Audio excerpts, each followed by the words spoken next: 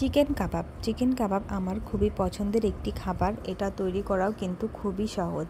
বাড়িতে গেস্ট আসলে এছাড়াও পোলাও বিরিয়ানি তৈরি করলে এটা কিন্তু অনেক ভালো লাগে তার সাথে খেতে।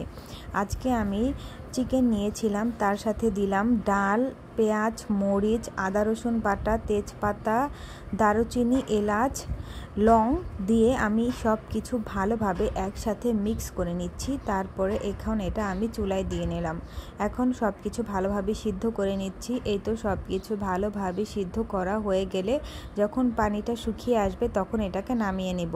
তারপরে ঠান্ডা হয়ে গেলে এর মধ্যে থেকে তেজপাতা, এলাচ এগুলো বেছে ফেলে দিয়ে তারপর এগুলো ব্লেন্ডার জারের মধ্যে দিয়ে ভালোভাবে ব্লেন্ড করে নিয়ে তার মধ্যে দিয়ে দিলাম মরিচ গুঁড়া, ধনিয়ার গুঁড়া, জিরা গুঁড়া।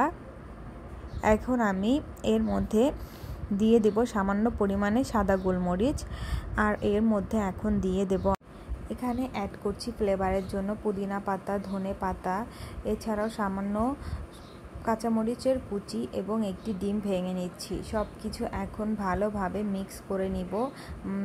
সব কিছু ভালোভাবে মিক্স করা হয়ে গেলে আমি এখন এটাকে কাবাবের শেপ করে নেব।